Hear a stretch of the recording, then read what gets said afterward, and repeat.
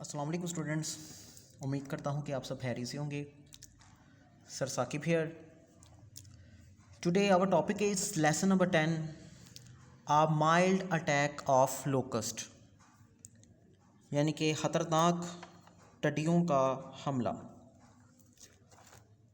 तो स्टूडेंट, आज के इस टॉपिक में मैं आपको सबसे पहले इंशाल्लाह ट्रांसलेशन यानी कि मौजू जो ओवरव्यू है इसका वो बताऊंगा। उसके बाद इंशाल्लाह हम क्वेश्चंस को, जो इंपॉर्टेंट क्वेश्चंस हैं इस चैप्टर के, वो डिस्कस करेंगे। तो आए सबसे पहले जो ओवरव्यू है, जो ट्रांसलेशन है, वो मैं आपको समझाता हूँ कि ये कहानी है क्या। ये कहानी बेसिकली घूमती है एक खातून जिसका नाम है मार्गरेट। ठीक है, ये मैंने जो इम्पॉर्टेंट करैक्टर्स हैं जिनके गिर्द ये कहानी घूम रही है उसको मैंने मेंशन कर दिया। ओके, तो ये कहानी घूमती है मार्गरेट, ये खातून है जो कि सबसे पहले ये देख रही होती है कि पहाड़ की चोटी पर उसको एक जो से ना एक लाइन सी नज़र आती है। ऐसे लगता है कि जैसे कि कोई बादल गांव की तरफ बढ़ रहे हैं, क्योंकि ये टिड्डियों का हमला है। टिड्डी दल इसे कहते हैं। ये बेसिकली एक जो सा है वो इंसेक्ट्स होते हैं, कीड़े मकोड़े हैं। ठीक है स्टूडेंट, तो ये कीड़े मकोड़ों का एक कस्बे पर हमला बताया गया है, लेकिन ये इतना सवेर हमला नहीं है, ये एक नॉर्मल हमला है। लेकिन नॉर्मल हमला होने के बावजूद ये अपने पीछे बहुत बड़ी तबाही को छोड़ जाता है। ठीक है, तो ये कहानी को बड़े खूबसूरत तरीके से पेश किया गया है कि ये कैसे हमला होता है और कैसे ही जो गांव वाले हैं वो कैसे खुद को इससे बचाते हैं।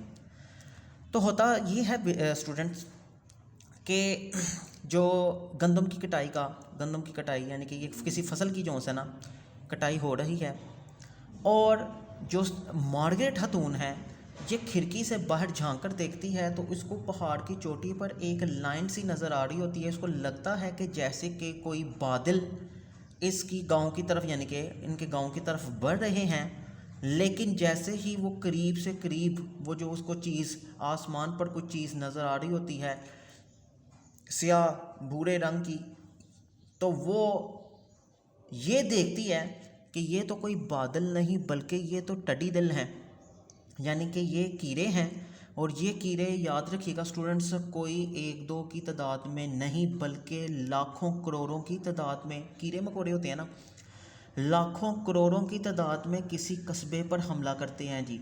और इनका काम ये होता है कि ये जिस चीज़ को लग जाते हैं, फसल को लग कर उसको चाट कर ख़त्म कर जाते हैं। और अगर इसके बच्चों यानी कि स्टूडेंट्स, अगर इनके जो बच्चे हैं वो फसलों पर वो देना शुरू कर दे, अंडे देना शुरू कर दे, तो फसल मुकम्मल तौर पर तबाह बर्बाद हो जाती है। यकीनन ऐसा ही कुछ सीन इस कहानी में हमें नज़र आ रहा है। तो हुआ ये कि मार्गरेट ने उसके बाद इन्फॉर्म किया जल्दी से, एक रिचर्ड और एक बूरा स्टीफ़न होता है। ठीक है, रिचर्ड और बूरा जो स्टीफ़न है वो अपने मुलाजमों को जो सा ना हुक्म देते हैं कि खेत में जाकर एक बड़ा सा घड़ियाल जो सा है घंटी, ठीक है, वो लटकाई होती है एक दरख्त की शाख से, वो हुक्म देते हैं जाकर बजाओ जाकर। क्योंकि ये स्टूडेंट एक तरीका होता है, ये आज भी खेतों में हमें कहीं ना कहीं ये नज़र आ जाता है कि घड़ियाल तब बजाया जाता है, घंटी तब बजाई जाती है जब कोई आफत या मुसीबत हो, ताकि गांव वाले फौरी तौर पर इकट्ठा होकर उसका क्या कर सकें, सामना कर सकें। ठीक है, तो बेसिकली ऐसा ही कुछ हुआ। उन्होंने आकर क्या किया कि घड़ियाल यानी कि घंटी बजानी जो है वो शुरू कर दी। अब घंटी जैसे बजानी शुरू कर दी तो लोग जो घरों में अभी खाना खाने के लिए गए ही थे उनको वापस पलटकर फौरी तौर पर आना पड़ा। और ये जो बूढ़ा स्टीफ़न और जो रिचर्ड है ये हुक्म देते जा रहे थे उनको कि अपने खेतों को बचाने के लिए एफर्ट शुरू कर दो है, यानी कि धुआं है यानी कि आग की चिंगारी, उस पर जनाब गीले पत्ते फेंको ताकि ये धुआं इतना ऊंचा हो जाए, इतना ज़्यादा हो जाए कि ये जो टिड्डी दल कीड़े मकोड़े हैं ये यहाँ हमला ना करें बल्कि भाग जाएं या मर जाएं। फिर इन्होंने ढोल बजाने भी शुरू कर दिए। ये हुक्म देते जा रहे थे ताकि ये ढोल बजाते जाएं। क्यों ढोल बजाते जाएं? ताकि शोर से ये कीड़े क्या हो जाएं, भाग जाएं। ठीक है, तो ये बेसिकली जो है ये इन्होंने इक़दाम करने शुरू कर दिए। अब जैसे जैसे ये इक़दाम करते जा रहे थे और ये हमें सारी कहानी किससे पता चलती है, ये जो मार्गरेट बता रही है क्योंकि कहानी इसके गिर्द ही घूम रही है। अब मार्गरेट टेलीफोन पकड़ के लोगों को इन्फॉर्म करती है, यानी कि उनको ये आगाह कर रही है कि हमला चूँकि बड़ा जो सा वो सख्त तरीके का हो चुका हुआ है और अपने अपने इकदाम करने शुरू कर दें, अपने अपने खेतों को बचाना शुरू कर दें। तो ये मार्गरेट बताती है। अब ये जैसे ही करीब से करीब ये जो टड्डियाँ हैं ये आती जाती हैं, तो ये होता ये है कि ऐसे लगता है कि जैसे कि सूरज मद्धम हो जाए, यानी कि ये इतनी ज़्यादा तादाद में बताई गई हैं कि ये जो ऐसे लगता है जैसे कि बादल नहीं आते, बादल का काम क्या होता है कि कभी रोशनी कभी अंधेरा, यानी कि थोड़ी सी रोशनी थोड़ी सी अंधेरा, बिल्कुल यही सीन छाया जाता है। और ये तो एक कुदरती आफत होती है ना। तो ये जैसे ही सूरज की रोशनी मद्धम हो जाती है और ऐसे लगता है कि जैसे कि ज़मीन चलना शुरू हो जाए, यानी कि ये कीड़े मकोड़े जैसे ही आकर हमला करना शुरू कर देते हैं, फसलों पर लग जाते हैं, तो ऐसे लगता है कि जैसे कि रेंग रहे हैं, यानी कि ज़मीन का कोई हिस्सा नज़र नहीं आता वाज़ह तौर पर, इतनी ये ज़्यादा तादाद में होते हैं। ठीक है, तो ये ज़्यादा तादाद में होने की वजह से ऐसे लगता है, ऐसे महसूस हो रहा है कि जैसे कि ये ज़मीन चल रही है। अब दरख्त जैसे कि वो आते हैं, दरख्तों की शाखों से लिपक जाते हैं, ऐसे लगता है मार्गरेट को कि जैसे कि बाहर एक बहुत बड़ी जनाब वो किसी चीज़ के गिरने की आवाज़ आई है। तो वो देखती क्या है कि दरख्त की जो शाख है वो टूट कर गिर गई है, यानी कि टड्डी दिल इतने तादाद में थे, ये कीड़े इतनी तादाद में थे कि इन्होंने दरख्त जो सा है उसको क्या किया, झुका दिया, दरख्त को झुका दिया, यानी कि इनका वज़न इतना ज़्यादा था। उसके बाद ये तूफ़ान जो टड्डी दिल का है वो आ गया, वो बढ़ गया और लोगों ने अपनी तरफ से बेहतर कोशिश करनी शुरू कर दी ताकि इस आफत से, इस मुसीबत से बचा जा सके है।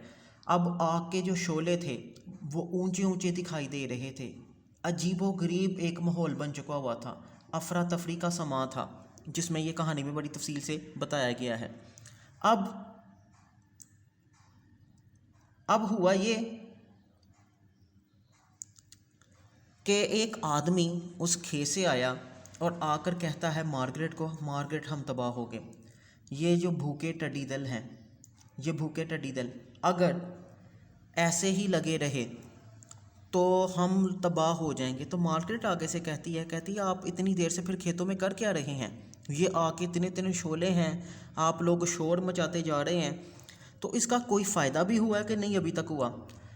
उसने ये कहा, कहता है जो टड्डी दल हैं वो अभी तक ज़्यादातर हवा में ही हैं, ये जो कीड़े मकोड़े हैं ये ज़्यादातर हवा में ही हैं। अभी ये है इतनी देर में उसके शर्ट पर एक नज़र आते हैं जो टड्डी है, वो उसको नाखून के साथ कुचल देता है और कुचल कर कहता है ये देखो मार्गरेट, इसके अंदर अंडे हैं, अगर ये हवाओं में घूमते हुए टड्डी दल अगर हमारे यहाँ खेतों पर आकर गिर जाएँ और इन्होंने अंडे देने शुरू कर दिए तो यकीनन ये काम सारे का सारा क्या हो जाएगा, जो सा है वो ज़ाया हो जाएगा। ये हमारी जो कोशिश है, जो एफ़र्ट हम कर रहे हैं, ये सारी की सारी क्या हो जाएगी, ज़ाया हो जाएगी है। तो फिर वो जो आदमी है वो उसको कहता है हम अपनी तरफ से बेहतर कोशिश कर रहे हैं और उम्मीद करते हैं कि हम इन पर काबू पा लेंगे, लेकिन अगर हम काबू ना कर पाए, इस पर काबू ना कर पाए तो हमारी ये कोशिश जो है ना वो बिल्कुल ज़ाया हो जाएगी है। तो ये जो तूफ़ान है टड्डी दल का, ये आहिस्ता आहिस्ता हमला करना शुरू कर देता है। फिर ऐसे होता है कि एक वक्त ऐसा आता है कि एक ज़ोरदार आवाज़ से जो दरख्त होता है बड़ा, वो ज़मीन पर गिर जाता है, ये टड्डी दल के बोझ की वजह से है। तो फिर आदमी कहता है ये एक बड़ा मुश्किल काम है, तुम चाय को जो केतली है, कहता वो उसको तुम जारी रखो ताकि हम अपनी कोशिश जो है ना इसमें करते जाएं। तो ये सारे का सारा वाक़या यानी कि यह मार्गरेट जो है ना वो बताती जा रही है। बिलाखिर ये दोपहर से लेकर शाम तक सारे किसान बहुत उम्दा और अच्छी कोशिश के बावजूद जो टड्डी दल का जो कहते हैं जो हमला है उनका रुख चेंज करने में कामयाब हो जाते हैं। ठीक है, लेकिन जब रुख चेंज करने में कामयाब हो जाते हैं तब उनको ये पता चलता है कि उनकी जो 3/4 फसल है, यानी कि चौथे हिस्से में से 3 गुना जो फसल है वो तबाह हो चुकी है, जो टड्डी दल तबाह कर चुके हैं, और जो 1/4 हिस्सा है वो बाकी रह गया।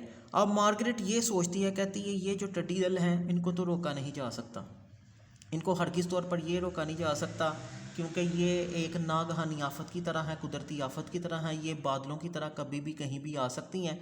और फिर वो अंदाज़ा लगाती है, कहती है हो सकता है आज से कोई 3-4 साल तक इनका दोबारा हमला हो, लेकिन अब यहाँ पर कोई घास का तना भी बाकी नहीं रहा, लेकिन उम्मीद ये की जाती है कि अगर नेक्स्ट यानी कि अगले मौसम में बारिश हो जाती है तो घास वगैरह कोई पैदा हो जाए तो हमारे मवेशी मरने से बच सकते हैं। यानी कि ये सारी जो सा वो बातें बता रही होती है। तो फिर जो किसान हैं, जो लोग हैं, जिन्होंने मज़दूरों ने बड़ी मेहनत के साथ जो सा वो किया, ठीक है, तो वो क्या करते हैं, उस मेहनत के साथ रात का जो खाना है वो पेट भर कर खाते हैं कि हम बेहतर जो नेक्स्ट टाइम है जो बेहतर कोशिश करेंगे, और बेहतर कोशिश करने के बाद हम क्या करेंगे, बेहतर फसल उगाएंगे, और जो ये हमारी फसल तबाह हो गई है इसकी भी जो सा ना वो हमें जो क्या कहते हैं, जो कसर हम जो सा ना वो निकालेंगे, बेहतर कोशिश करेंगे। तो इस उम्मीद के साथ वो सब के सब पेट भर कर खाना खाते हैं, ठीक है। तो ये स्टूडेंट था इसका थीम। अब इंशाल्लाह हम क्वेश्चंस की तरफ बढ़ते हैं जी। क्वेश्चन नंबर 1,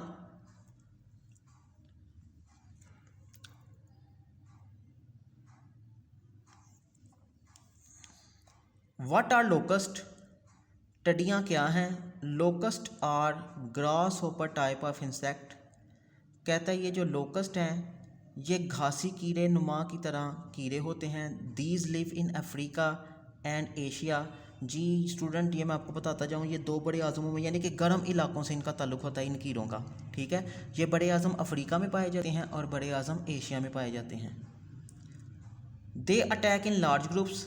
ये बड़े जो सा ना ग्रुप्स में हमला करते हैं। दे ईट एंड डिस्ट्रॉय क्रॉप्स। वो जो सा ना फसलों को तबाह कर जाते हैं और खाते हैं, ठीक है। अस्सलाम वालेकुम स्टूडेंट्स, आज के इस टॉपिक में हम जो लेसन नंबर 10 है उसके क्वेश्चंस जो है ना वो रीड करेंगे। Mild attack of locust. पिछले मैंने टॉपिक में इसका बड़ा थॉरली जो सा थीम पॉइंट ऑफ व्यू बता दिया था, ट्रांसलेशन बताई थी लेसन नंबर 10 की। अब इंशाल्लाह जो सा है वो उसको कवर करते हैं जी। क्वेश्चन नंबर 1 की तरफ चलते हैं। What are locust? ये जो लोकस्ट हैं ये क्या हैं? ये जो टडी दल जिसे कहते हैं ये क्या होते हैं? Locust are grasshopper type of insect. कहता है ये जो टडी दल हैं ये घासी कीड़े नुमा होते हैं, ठीक है। ये घासी कीड़ों की तरह के कीड़े होते हैं। These live in Africa and Asia. ये अफ्रीका और एशिया में पाए जाते हैं। They attack in large groups. ये बड़े तादाद में हमला करते हैं। दे ईट एंड डिस्ट्रॉय क्रॉप्स। वो फसलों को खा जाते हैं और उनको तबाह कर जाते हैं, ठीक है। तो याद रखिएगा ये जो टडी दल है, ये जो कीड़े होते हैं, घासी कीड़े होते हैं, इनका काम है सिर्फ फसलों को चाटना। और ये दो बड़े आज़म जो है, कौन से दो बड़े आज़म? ये जो गर्म बड़े आज़म है अफ्रीका और एशिया, इसमें जो स्टूडेंट्स ये पाए जाते हैं। Why did the farmer throw wet leaves on fire? क्यों किसानों ने गीले पत्ते फेंके थे आग पर? They threw wet leaves. उन्होंने गीले पत्ते फेंके आग पर। To produce. पैदा करने के लिए ज़्यादा चिंगारी। And black smoke. और काला धुआं। This was the only way. ये सिर्फ वाहिद तरीका था, रास्ता था। To save the farms. खेतों को बचाने का। यानी कि वो क्या कर रहे थे? स्याह धुआं जो सा ना वो मैं पहले भी बता चुका हुआ हूँ थीम में। वो स्याह धुआं बच्चों क्या कर रहे थे? मचा रहे थे। ज़्यादा चिंगारियाँ बता रहे थे। आग के शोले जो सा वो भड़क रहे थे। क्यों? क्योंकि ताकि वो टड्डी दल को मार सकें या उनको भगा सकें। What was the desire of every farmer? हर किसान की क्या ख्वाहिश थी? Every farmer desire. हर किसान की ख्वाहिश थी टू सेव हिज फार्म, कि उसका खेत बच जाए। And crops. और फसलें महफूज हो जाए फ्राम द लोकस्ट टड्डियों से। Question number 4, why was Margaret worried? Margaret क्यों परेशान थी? Did Margaret know? क्या मार्गरेट जानती थी? What to do to keep the locust away? क्या मार्गरेट जानती थी क्या करना है टिड्डियों को भगाने के लिए? Margaret did not know. Margaret नहीं जानती थी। What to do? क्या करना है? To save the farm. खेत को बचाने के लिए। देयरफॉर। इसलिए शी वॉज वरिड। वो परेशान थी।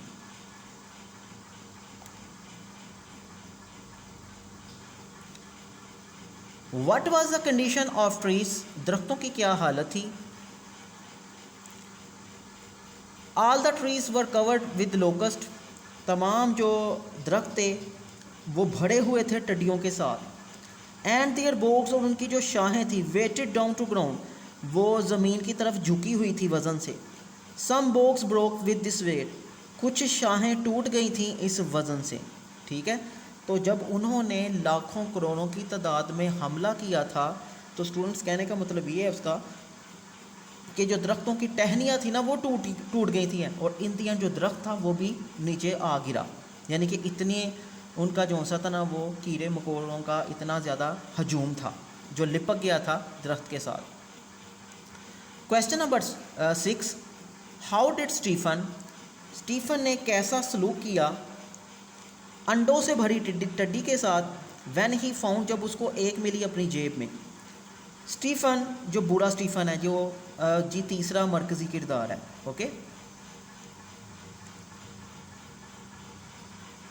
Mister Stephen pick up stray locusts, Mister Stephen ने अंडों से भरी जो टड्डी थी उसको उठाया अपनी जेब में, एंड क्रश इट, और उसको कुचल दिया, विद हिज थंबनेल, अपने नाखून के साथ। Question number 7, are the hoppers different from locust, क्या घासी कीड़े टड्डियों से मुख्तलिफ होते हैं। दे आर यंग लोकस्ट, याद रखिएगा कि ये जब अंडों से निकलते हैं ये ऑपर्ड्स होते हैं, ठीक है जी, ये ऑपर्ड्स होते हैं जब ये अंडों से निकलते हैं, ये जवान होते हैं जी, इसको जवान टड्डियाँ कहते हैं। फिर बाद में इनको हम लोकस्ट कह सकते हैं जी, ठीक है, जब ये मचोड़ हो जाए। दे आर यंग लोकस्ट, कहते हैं इनको जवान टड्डियाँ कहते हैं, which later become fully grown locust, जो बाद में मुकम्मल जवान होकर टड्डियाँ बन जाती हैं।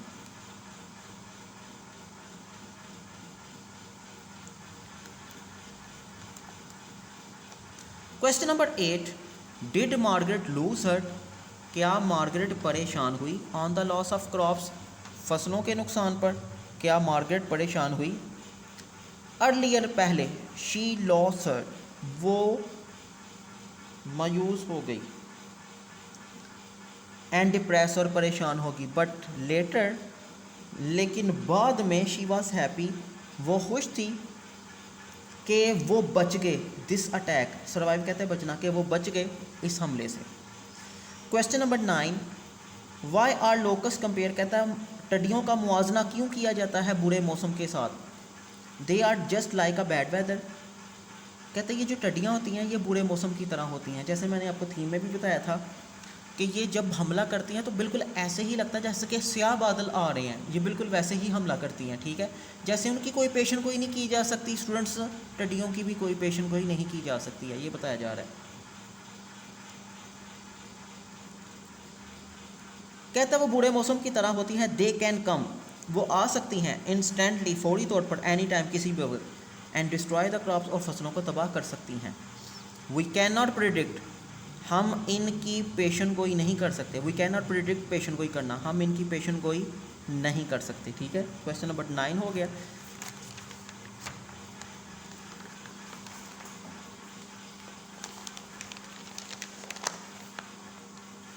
Question number 10 students, why did the man eat their supper with good appetite. भाई एपिटाइट का मतलब होता है भूख, ठीक है। उन्होंने, लोगों ने खाना पेट भरकर अच्छी भूख के साथ क्यों खाया था। दे स्ट्रगल हार्ड, उन्होंने सख्त कोशिश की, अगेंस्ट लोकस्ट, टड्डियों के खिलाफ, सो दे वर हंग्री, लिहाजा वो भूखे थे। मज़ीद, दे वर हैप्पी, वो खुश थे, with all what was left behind, वो सब के साथ जो पीछे बाकी रह गया था। विद दिस हैप्पीनेस, इस खुशी के साथ, दे एट, उन्होंने खाना खाया, गुड एपिटाइट्स, अच्छे भूख के साथ, ठीक है, पेट भरकर, भूख के साथ उन्होंने खाना पेट भरकर खाया, क्योंकि उन्होंने वाकई सख्त मुशक्क़त की थी और उस मुशक्क़त की वजह से वो लोग थक चुके हुए थे। तो इस वजह से उन्होंने बेहतर ये उम्मीद रखी कि हम बेहतर कोशिश करेंगे और जो हमारे पास बाकी रह गया है वो हमारी कोशिश का नतीजा है, और इस पर वो सारे खुश थे, इसलिए उन्होंने पेट भर कर खाना खाया। तो ये स्टूडेंट्स आज का ये टॉपिक है, इसमें हमने क्वेश्चंस को कवर किया। उम्मीद करता हूँ कि आपको बेहतर समझ आई होगी। इंशाल्लाह नेक्स्ट टॉपिक में आपसे मुलाकात होगी। अपना ख्याल रखिएगा। अल्लाह हाफिज़। वीडियो पसंद आई तो लाइक करें, अपनी राय कमेंट करें। ऐसे ही मजीद वीडियोस के लिए हमारा चैनल सब्सक्राइब करें और बेल का आइकन दबाएं ताकि आपको हर वीडियो का नोटिफिकेशन मिलता रहे।